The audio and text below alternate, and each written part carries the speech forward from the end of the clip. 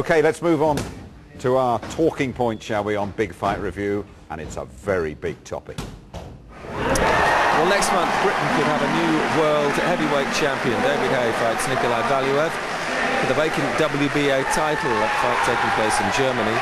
Well, one man though who's questioned whether Haye has the requisite experience and talent to pull off a victory is Evander Holyfield, a man who of course stepped up like Haye from cruiserweight to heavyweights. Well, that's our talking point this week. Just what should David Haye's tactics be when he fronts up to the 7-foot Russian giant? I think he's just got to box early on, be as quick as possible, put his punches together and move a lot. And I saw Evander Holyfield carry that out, and Holyfield's way past his best.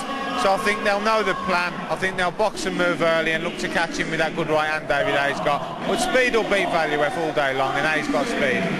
Ruslan Shagiev from Uzbekistan, who beat Valuev, isn't a big guy, and Evander Holyfield isn't a big heavyweight, and he was, way over the hill.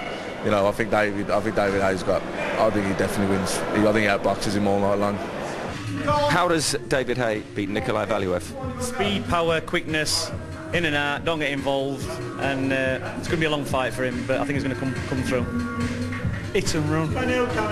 Hit and run. Don't get into a wrestling match with a kick.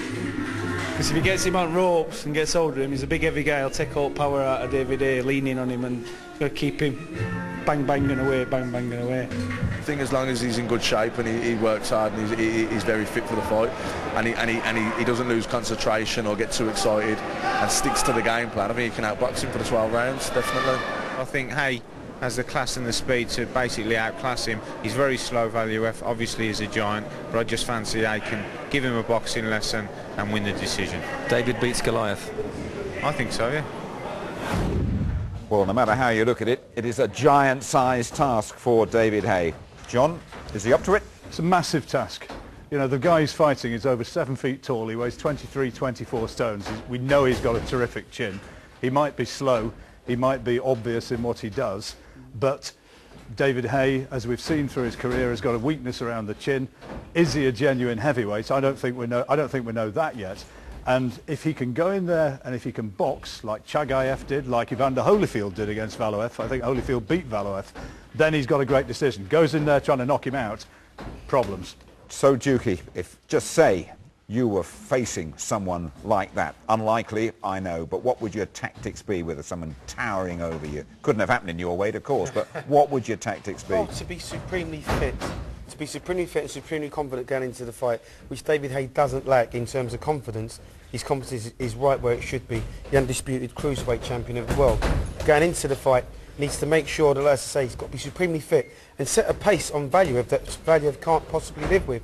If David Haye stands in front of the Valuev, then Valuev is going to nail him, he's going to hurt him, and quite possibly, as John's already said, the fight could get stopped.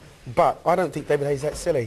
He's an intelligent guy and would have watched the guy inside and out, know him inside and out, and I see David Haye outboxing him. He's going to set a hard pace, maintain the pace for the 12 rounds, and let's get it right. He's going into the guy's backyard, so he's got to convince the judges, the crowd, and everybody else that's watching the fight that he can do it, and I think he will. I think it's almost one apiece there so far, so you almost have the casting vote here, well, Barry. I would love David Haye to go out and nail him early on and get him out of there and win the title. For British boxing, it would be fantastic. It would revitalise British boxing. They haven't a heavyweight champion in the world.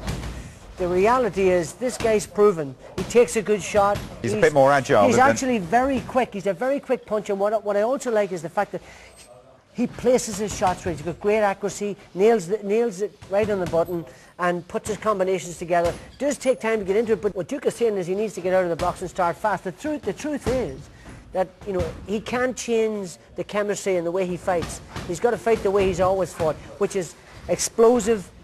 He puts energy into everything he does, and that invariably means getting it on with the big fella. And I just think it's going to be difficult, and it's going to be difficult because Valuev's got a good tight defence. The longer it goes on, I think the harder it's going to be. The size, Barry. I mean, it's going to be like wrestling a hippo, isn't it? I mean, he's vast. But he's also 7 stones heavier. But he's also very hittable. That makes him much bigger. He's got a head on him like the size of a cow's.